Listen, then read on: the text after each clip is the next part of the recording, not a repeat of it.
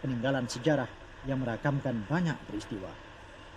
Walaupun perniagaan ini tidaklah setaraf dengan syarikat korporat, tetapi ia terus menyumbang kepada kehendak pengguna. Seperti kata wanita ini, dia akan terus dengan perniagaan kecilnya menjual bunga kerana masih ada pelanggan yang mencarinya. Dan dia juga mengakui Kuala Lumpur telah banyak berubah. Ya lama lah, saya ingat 60 tahun lah. Saya umur 7 sini mari. Sekarang saya 60 lebih. Apa pendapat penghuni lain mengenai Kuala Lumpur? Kuala Lumpur indah, cantik kan? Jadi orangnya pun okey lah rasanya, sopan santun, beramah kan? Suka hiburan, dan suka hiburan tu suka hiburan lah kan? Saya suka tinggal di Kuala Lumpur kerana Kuala Lumpur merupakan pusat dari segi perniagaan, dari segi ibu pejabat, semua tertumpu di ibu pejabat, dan prestasi kerja di sini terutama masa depan kita cemerlang kan. Yang nyata, tanpa Dewan Bandaraya, tentunya Kuala Lumpur tidak seindah ini. Apa pula kata pekerja Dewan Bandaraya mengenai Kuala Lumpur? Pada pendapat saya, pertama sekali lah kerjasama orang ramai yang besar sekali. Sebab apa, kalau tak ada kerjasama orang ramai, Kuala Lumpur ni tak boleh indah. Untuk majukan dan untuk mengindahkan keindahan Kuala Lumpur ni, pendapat saya, kita adakan lebih lagi banyak taman-taman rekreasi supaya dapat pengunjung-pengunjung daripada luar negeri mengenali lebih baik lagi daripada Kuala Lumpur yang ada hari ini. Tidak lengkap kalau Datuk Bandarnya sendiri tidak memberi pesanan kepada penghuni Kuala Lumpur. Saya mengambil kesempatan juga mengucapkan selamat menyambut ulang tahun ke-15 Hari Wilayah Persekutuan, dan saya harap semualah penduduk-penduduk Kuala Lumpur bersama-sama rasa gembira merayakan hari ini. Sebab Kuala Lumpur adalah bandaraya kita, tempat kita hidup, bekerja dan sebagainya. Dan saya harap kita semua juga berbangga dengan Kuala Lumpur. Saya ingin mengucapkan terima kasih kepada penduduk-penduduk Kuala Lumpur juga yang telah pun memberi kerjasama kepada Dewan Bandaraya Kuala Lumpur selama ini untuk menjaga kebersihan dan keindahan Kuala Lumpur. Adalah menjadi hasrat kerajaan untuk menjadikan Kuala Lumpur ini sebuah bandaraya yang terkemuka sekali dari segi penjagaan alam sekitar, dari segi kebersihan, dari segi keindahan. Dan Dewan Bandaraya akan melaksanakan hasrat kerajaan dengan bersungguh-sungguh. Dan cita-cita kami ialah menjadikan ibu kota kita ini sebagai satu ibu kota taman, garden city yang teristimewa sekali di dunia. Kuala Lumpur akan terus menjadi indah dan nyaman jika penduduknya sendiri mahukan keadaan ini berterusan.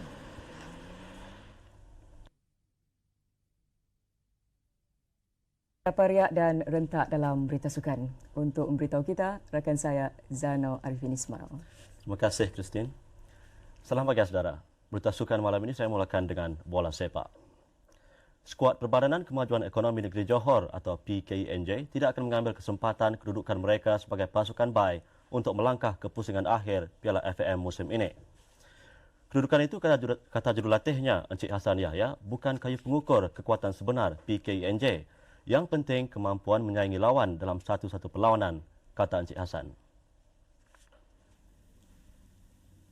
Dua pasukan mewakili Johor dalam kejohanan Piala FAM bulan depan.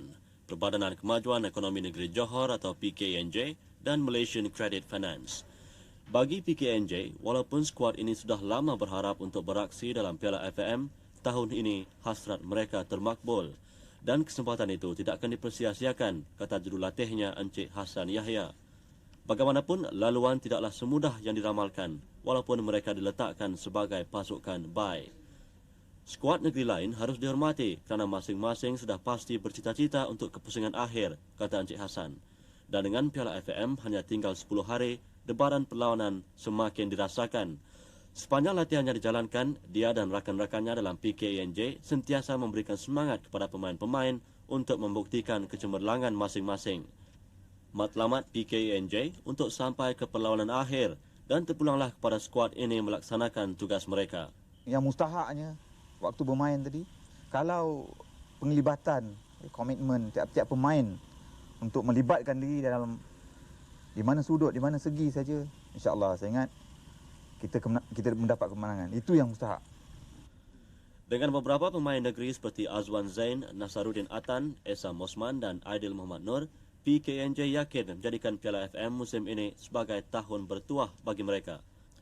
Dan barisan ini akan diperkuatkan oleh bekas pemain-pemain negeri seperti Ramlan Rashid, Kamaruddin Ahmad dan Zulkarnain Maharum. Ini sudah cukup untuk membantu PKNJ memberikan kesempatan mengatasi lawan. Dan lagipun, kata Encik Hassan, kedudukan PKNJ yang diletakkan sebagai pasukan baik sudah cukup untuk mencerahkan peluang. Dan kesempatan itu juga dijadikan sebagai peluang untuk menilai kemampuan pasukan lain dalam pusingan pertama kejohanan itu.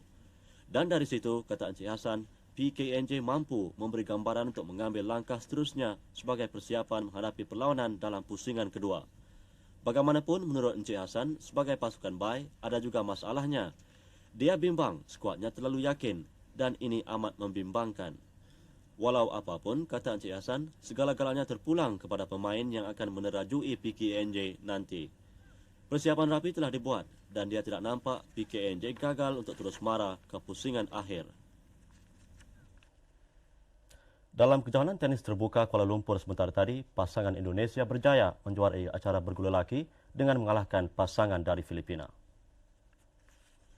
Sulistiono dan Dede Suhander yang berhadapan kamera berjaya mengalahkan Nilo Natividad dan Julio Calion dari Filipina 7-5-6-0.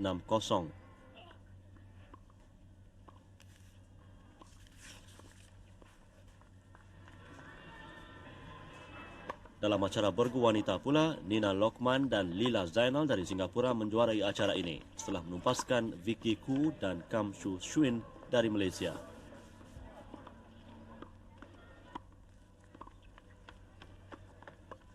Pasangan Singapura yang berhadapan kamera menang 6-3, 6-4.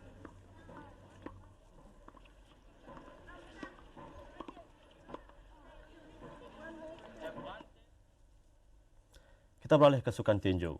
Sugar Ray Leonard dan Thomas Hearns, dua orang peninju yang pernah memegang 5 gelaran pada ukuran berat berlainan, bersetuju mengadakan pertarungan pada 12 Jun depan.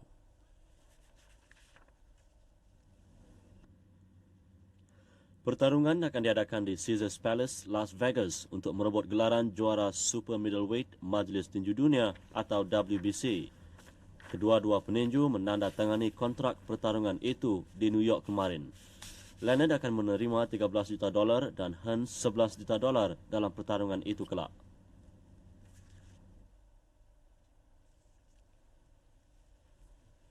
Dengan itu saudara, sekian berita sukan. Kita kembali bersama Rosli dan Christine. Silakan. Terima kasih Zainal. Jadi macam mana Zainal?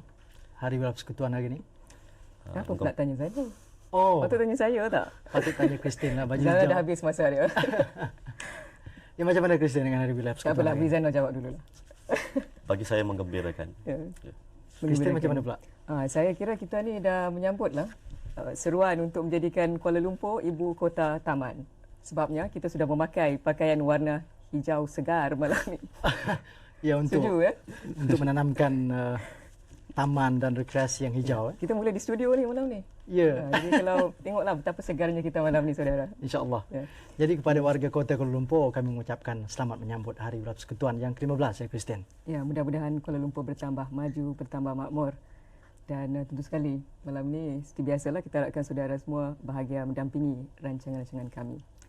Dengan itu sekian sahaja daripada kami malam ini saudara dan jangan lupa berita 11.30 malam ini. Ya, jumpa lagi.